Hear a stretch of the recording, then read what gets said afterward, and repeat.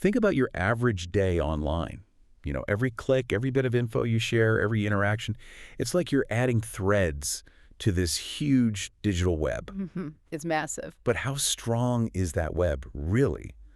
Like, what risks are hiding there, potentially messing with our digital lives? That's the crucial question, isn't it? Welcome to this deep dive. Today, we're going to try and peel back the layers on cybersecurity, data privacy, digital identity. It's a complex world. It really is. And we're focusing specifically on New Zealand, how things are changing so fast here.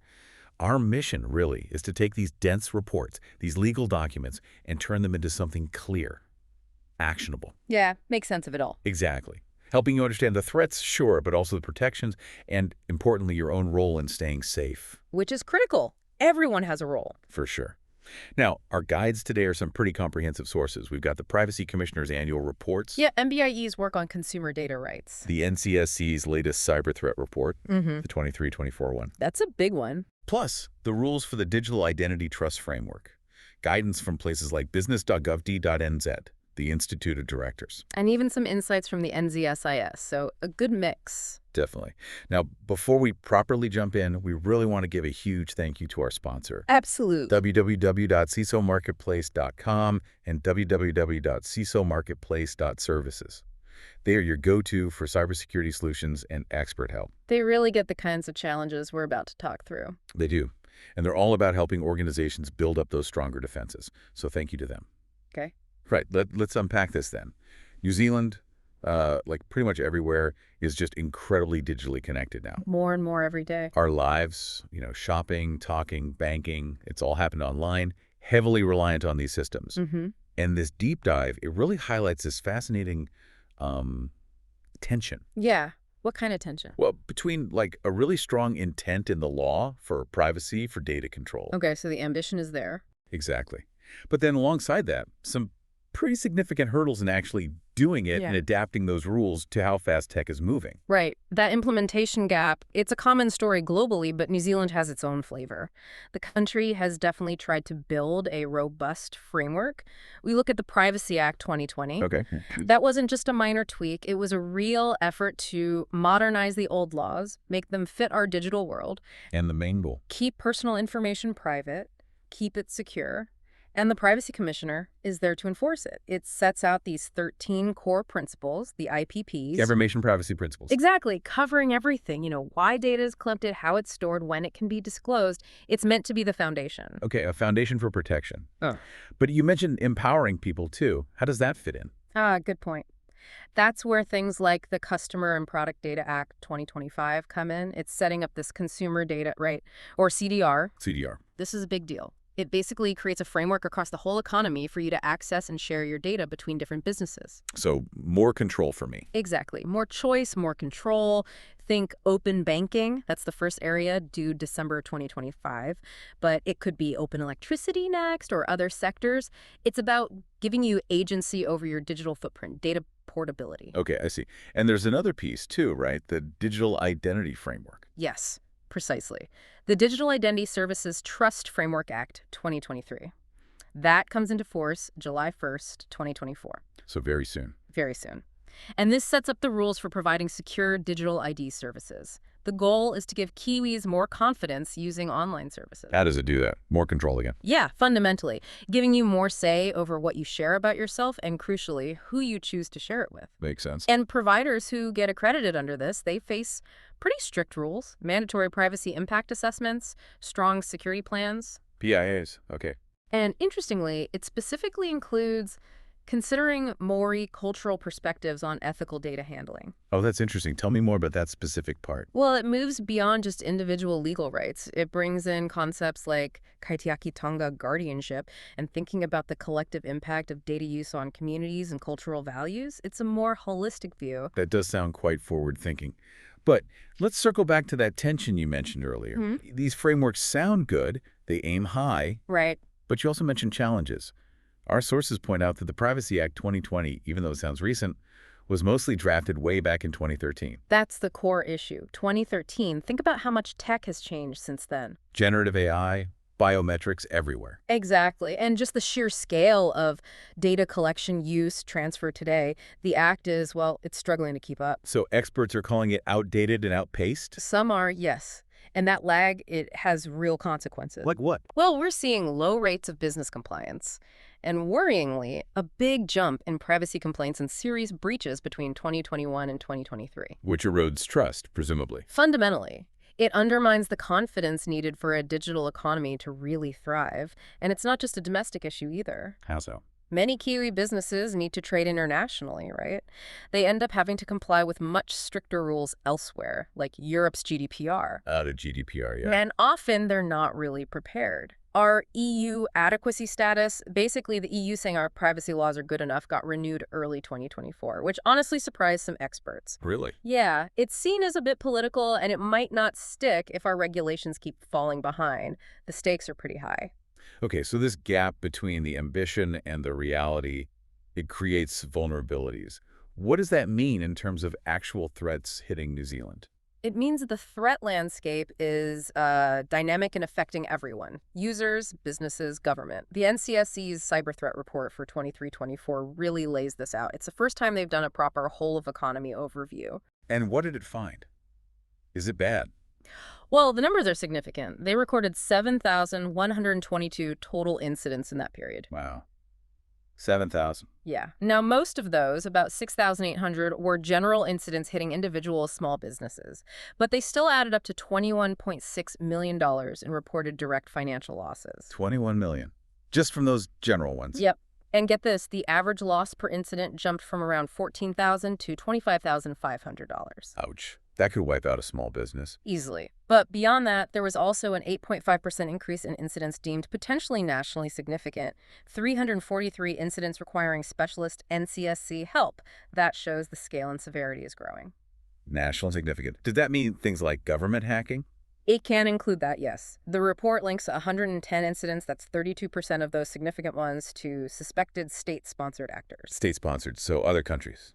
Primarily posing an espionage threat, yes. Trying to steal information, gain intelligence. Full bring. It is, and the report explicitly links the tense global situation, Russia-Ukraine, rising hacktivism, more advanced cyber tools, to an increased threat for New Zealand organizations. And the NZSIS agrees. They do.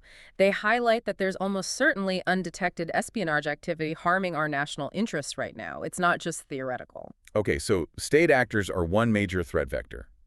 What else stands out? Well, connecting the dots, we see more sophisticated cybercrime overall, both cyber-dependent, like ransomware, and cyber-enabled, like fraud using stolen data. Ransomware is still a big one then. Oh, absolutely. A persistent threat. And not just for the big players. We see it hitting smaller businesses, even schools. Interestingly, the NCSC saw fewer incidents of ransomware in 23-24 compared to the year before. Oh, good news. But the ones that did happen were proportionally more severe. 5 of the 8 most serious incidents, what they call C3 significant, involved ransomware or related extortion. So fewer attacks, but hitting harder when they do. Seems that way. Targeting transport, media, telcos, manufacturing, often getting in through weak spots in remote access or stolen passwords. Though good backups did help mitigate the impact in some cases they studied. It sounds like the attackers are just getting smarter using new tools. What's the biggest shift you're seeing there? I think the really alarming thing is how artificial intelligence, AI, is being used. AI? How? It's basically lowering the barrier to entry for criminals. It lets them carry out attacks at a scale and sophistication they couldn't manage before. So AI helps the bad guys too. Massively. Think super personalized phishing emails that are incredibly convincing, deepfake videos or voice calls for impersonation scams. AI can even help generate malicious code like info-stealing malware. It makes their job easier and our detection harder. That's worrying. Deepfakes. Exactly. And this ties into what some call the commoditization of identity online. Commoditization, like our identity is becoming a product. In a way, yes. Digital photos, voice clips, personal details, it's all becoming easier to grab online and use for social engineering, for scams. Because we share so much on social media. IoT devices. Precisely. Identity theft is rampant. Every big data breach happening anywhere in the world often includes data on New Zealanders.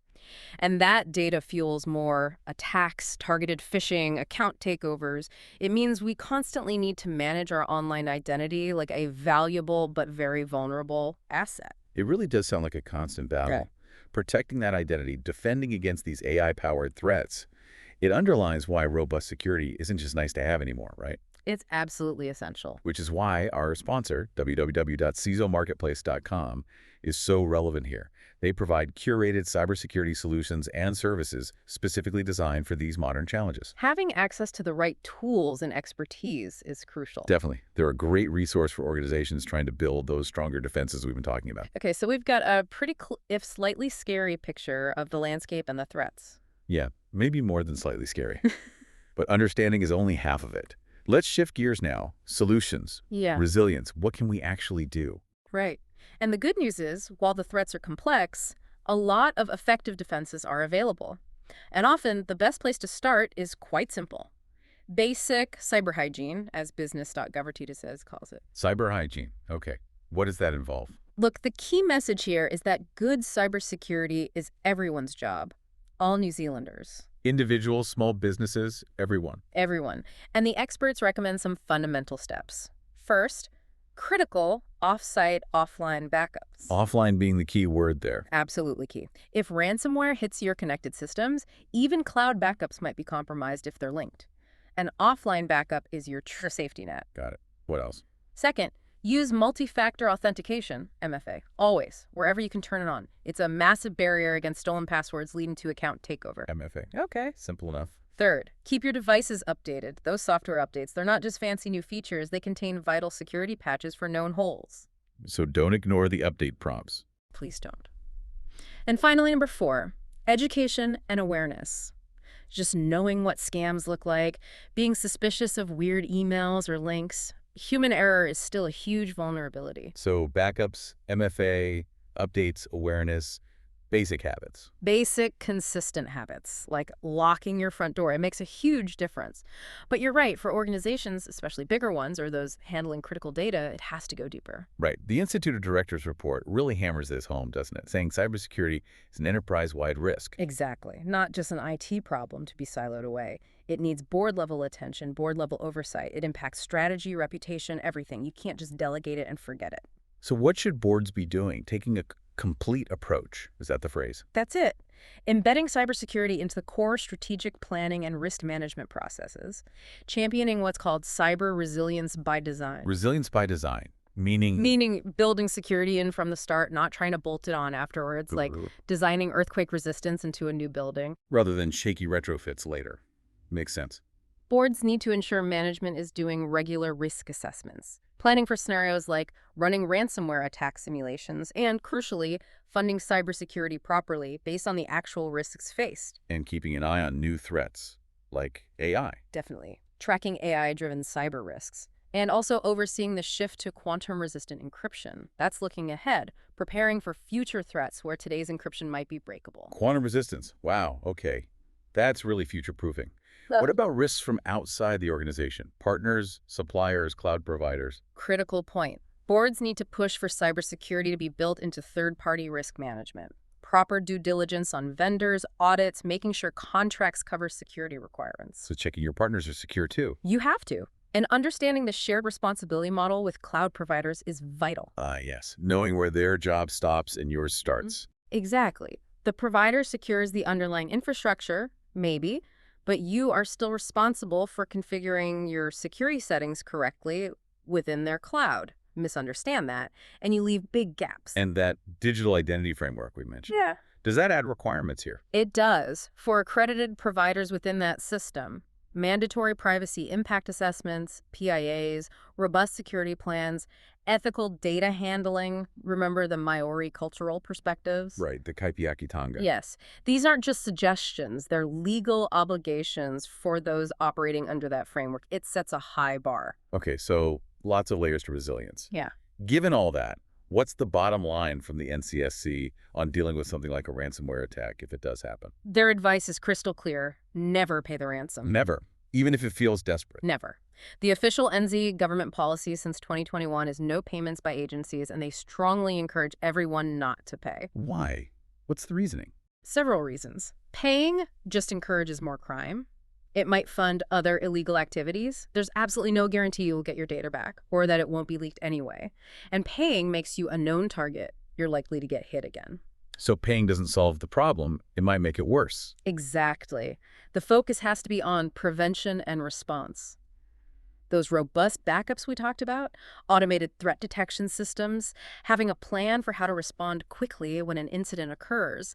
The NCSC case studies show that's what limits the damage. Right, prevention and preparation beat reaction and payment. That's the message. And putting all those measures in place, the backups, the detection, the board oversight, the third-party checks, Yeah. that takes real effort and expertise, doesn't it? It absolutely does. It's not trivial. Which, again, brings us to the value of services like those from our sponsor, www.cisomarketplace.services. They offer that expert guidance, those tailored solutions to help organizations actually implement these complex security measures effectively. Having that kind of support can make a huge difference, especially for organizations that don't have large internal security teams. For sure. They help bridge that gap between knowing what to do and actually getting it done. Wow. Okay, this has been quite the journey through New Zealand's digital world. Opportunities, yes, but some pretty significant challenges too. Definitely. We've looked at the laws trying to protect us, the very real and growing threats from state actors to AI-powered criminals, and importantly, the practical steps we can all take. I think the main takeaway really is that cybersecurity isn't a one-off fix. It's an ongoing shared responsibility. Shared being the key word. Absolutely. It needs constant vigilance, education, strong frameworks, yes, but also continuous adaptation. From you securing your own phone with MFA right up to board-level strategy and incident planning, every layer counts. Like the NCSC says, we can't do it alone. Exactly. Everyone needs to be proactive, protecting their data, their systems. So here's something to think about as you go about your day online. If the experts are saying it's no longer if a cyber attack will happen, but when, Which they are. are you and are the organizations you deal with every day, are you all truly ready for that when? Ready to navigate this constantly changing landscape? A sobering thought to end on. It is. And one last time, a massive thank you to our sponsor, www.ciosmarketplace.com and www.ciosmarketplace.services. Yes, thanks for supporting this important conversation. Their commitment to providing essential cybersecurity resources is just invaluable right now. Couldn't agree more. Okay, that's all for this deep dive. Stay curious, everyone. Stay informed. And most importantly, stay secure.